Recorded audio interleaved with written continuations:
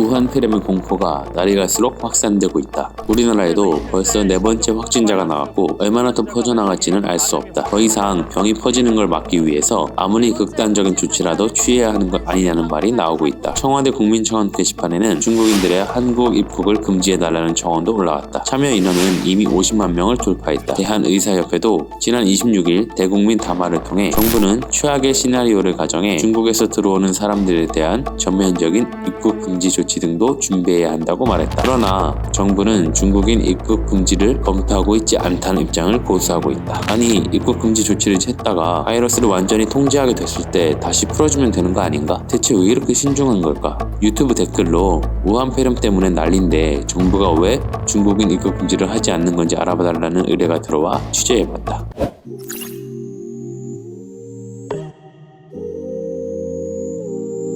우리나라 정부가 중국인의 입국 금지를 안 하고 있는 것이 아니라 못하고 있는 것으로 보인다. 입국 금지를 해도 우한 폐렴을 차단하는 효과가 있을지 미지수고 오히려 중국과 외교 관계가 악화되는 부작용만 낳을 수 있다는 염려가 크기 때문이다. 복지부 등 보건당국 관계자들은 공식적으로 중국인의 입국을 막으면 미입국 등을 통해 몰래 국내에 들어올 위험도 있다고 우려했다.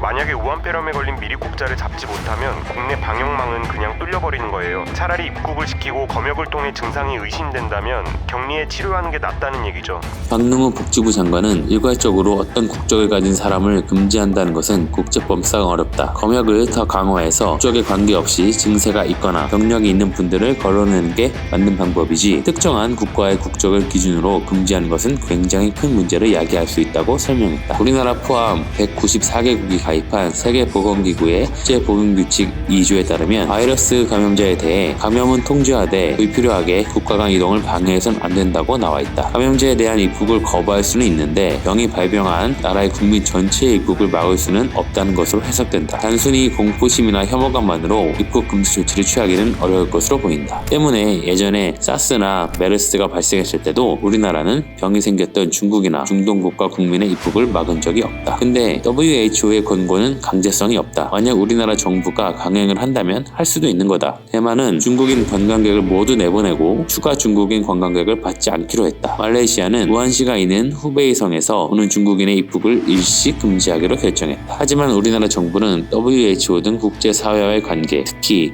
중국과의 관계를 고려해 실제로 입국 금지 조치를 취할 가능성은 거의 없을 것으로 보인다. 올해 상반기에 시진핑 중국 국가주석의 방한이 예정돼 있고 사드로 인한 갈등 해결 문제, 남북관계 문제 등을 논의해야 하는데 만약 중국인을 입국 금지시킨다면 악영향을 끼칠 수 있기 때문이다. 중국과의 무역, 해유 등에도 피해가 갈 것이 불보듯 뻔하다.